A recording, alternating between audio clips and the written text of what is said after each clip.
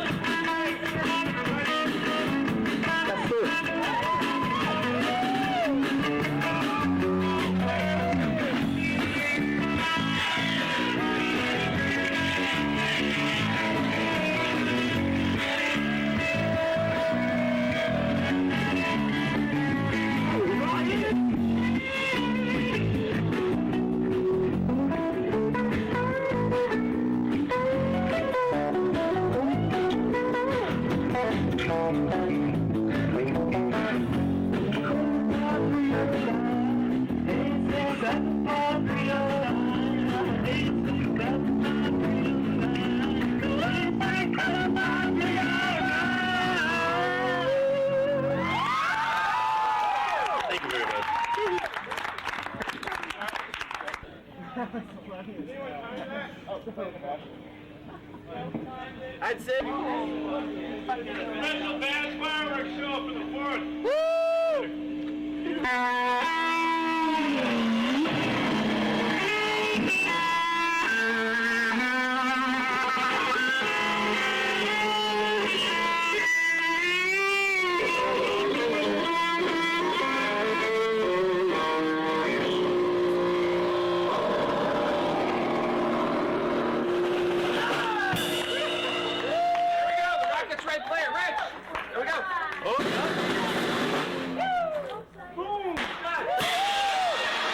Working a good average for 2 years. Well, were there any fatalities that you know of? No, it was a pretty harmless show. As a matter of fact, it was really. We made it through a lot more songs than we did last year. Hmm. The cops were amazingly nice to us again, so Good. they have bigger problems, I guess. Yeah, probably. I hope so. Actually, my light is getting weird too. Well, I think you run out to go out to Ames, just pull off some Okay. Thank you, guys. Hey, I can't. Hopefully, we'll have some good video on TV. You can give us a contact phone number. We'll let you know when it's edited. The gardens around town and Recycle Missoula and the refuge, that's almost enough. Yeah, you got plenty. Now, Clarence, do you want to dig or do you want to saw? Okay, Kate, hold the tape down a little more and your wrist is right in the way. Turn it towards me a little bit, 69.5, got it. Now go to right where back, right behind back. 69.5, and go to your right a little bit, Candy, so I can see the tape. Look, the guard's It's right where your elbow is, your left elbow, your left wrist. Okay, that doesn't have to come. You get a big house jack over here and separately jack up that whole thing.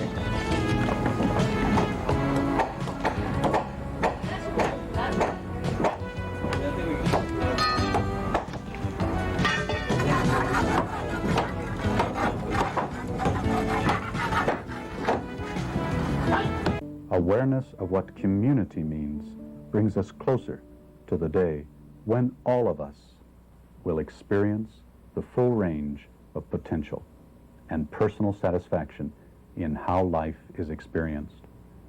These have been a few examples of how this ambition is being realized.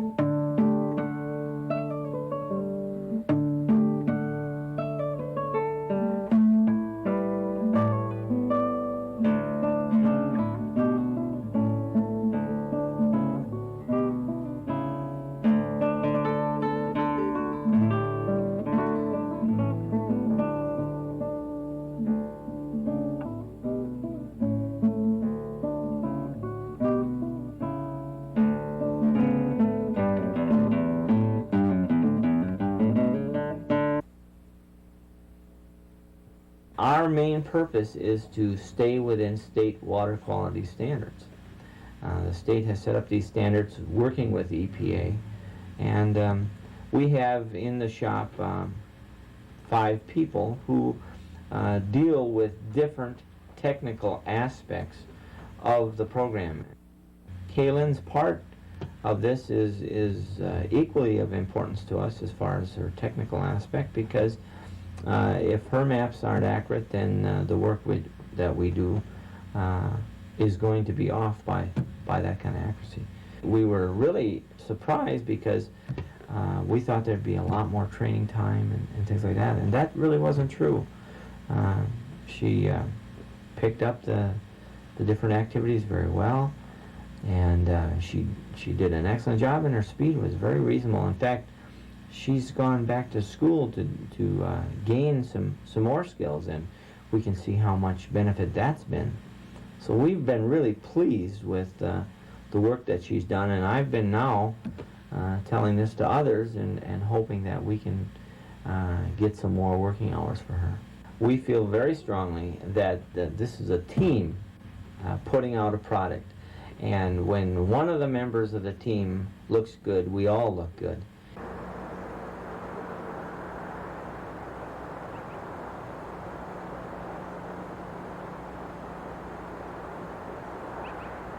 Deanna Field is my name, and I'm the Chief Financial Officer with Skyline Scientific. I've been with the company about 5.5 years.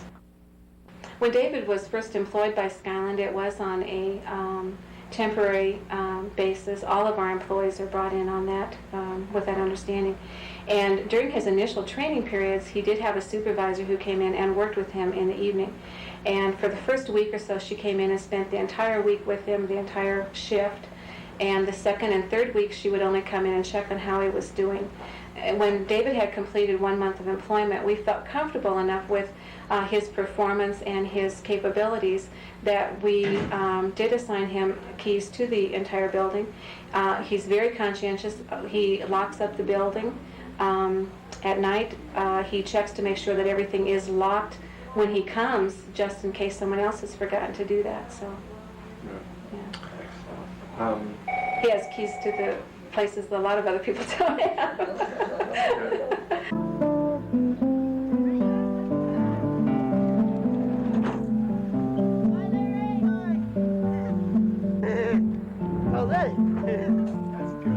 Up for a picture. Show his face to us, though. Turn his face around if you can. Okay, turn around, Doc. Turn around. They're people. In our organization, anyway, they're all adults, and I guess I'd just like to say, don't call them kids.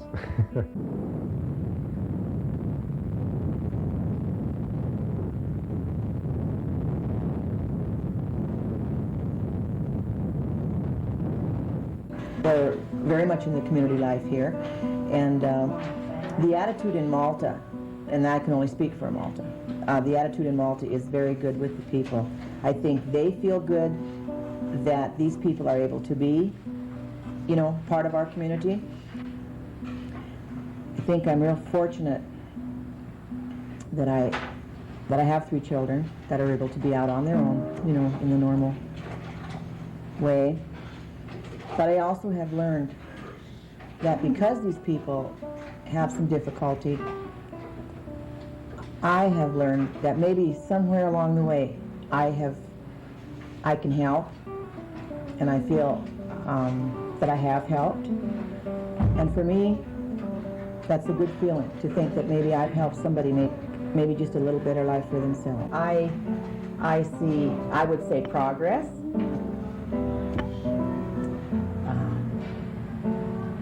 I would say learning. And we try to teach them. We try to teach them that they are capable of doing that job. They may not do it as well. You know, the mop might not be wrung out quite as dry, or the floor might not look quite as good, but they can do it. And that's a real accomplishment for them. That gives them a feeling of, hey, you know, I can do this too. And that's my opinion.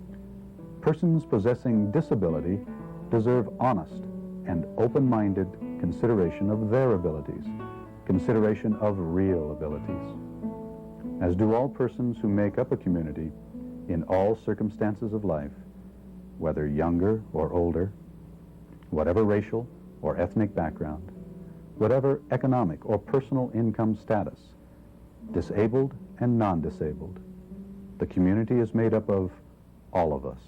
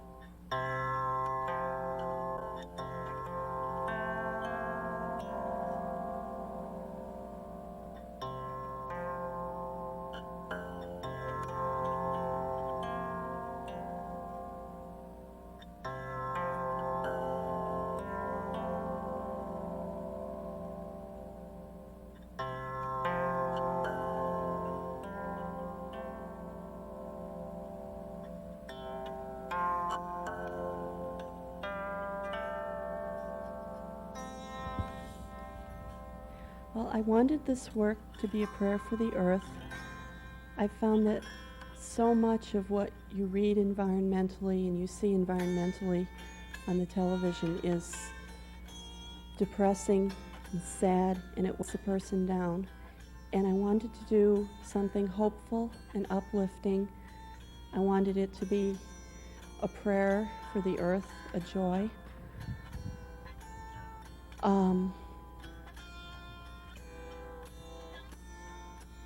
I want the work to stay in place. I want the work to become a part of nature. I was careful to use very natural materials. The dyes are natural dyes, onion skins, blueberries, madder root. Even the mordants I chose, I didn't pick toxic mordants like chrome and iron. I chose alum and cream of tartar, which people use in their kitchens. I want the flags to fade. I want them to go back to the earth. I feel the work is in honor of the natural cycle of birth and life and death and rebirth. The idea was the birth, the doing is the life. The staying in the tree will be the life, and then part of the death as the colors fade, as the wind carries the prayers. And the rebirth, I hope, will be when the birds take the shreds of the silk and they make it into nest material, when the moths and the other bugs will eat the silk. I chose silk because it degrades easily, and I know that insects eat silk. My background is in textile conservation and preservation, and I wanted a work that would return to the earth. And I didn't want to do an exact duplicate of Buddhist prayer flags. I'm not a Buddhist, but I love the concept of the wind carrying the prayers, and I wanted to do a modern interpretation of the work. The prayers that I chose are prayers that I do say just inadvertently when I'm watching the news or reading. And they're, "Dear God, please save us from ourselves," and that means save us from our short-sightedness, our greed, our consumerism. I'm hoping that people would write in other languages, not just English, because the world speaks more than English, and I noticed people were writing in French and German. Little children were drawing pictures, which is a universal language. And I found the different sentiments so moving. There were Christian sentiments, there were Buddhist sentiments, there were universal sentiments.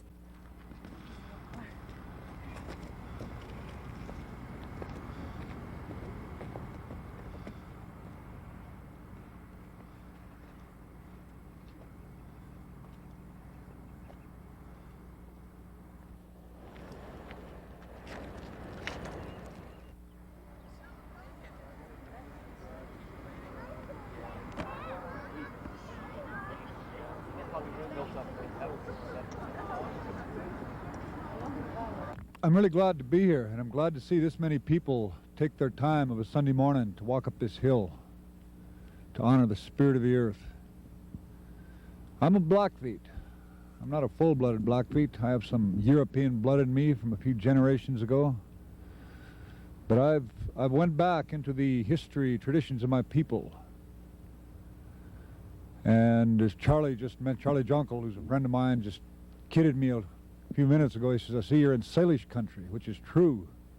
But I'm not very far in Salish country, because right over the hill around the corner here at East Missoula is the original boundary of the Blackfeet Nation in 1855, as delineated by the Treaty of 1855. But that's a political matter. But the thing of it is, we're dealing with politicians today. I'm struggling in this battle to try to keep our treaty rights area clean. And as I look out over this town, I realize that there are towns like this all across America, people living, a lot of good people, people like you folks here. From the point of view of my people who lived on this land without machinery, without money, and you look at today, you look at the statistics in terms of families, and divorce, and child abuse, and you realize that somewhere in there, even though this is we look at it and see the magnificence of what we've built as a civilization, there's something missing. And that thing is something of the spirit, something of the human spirit.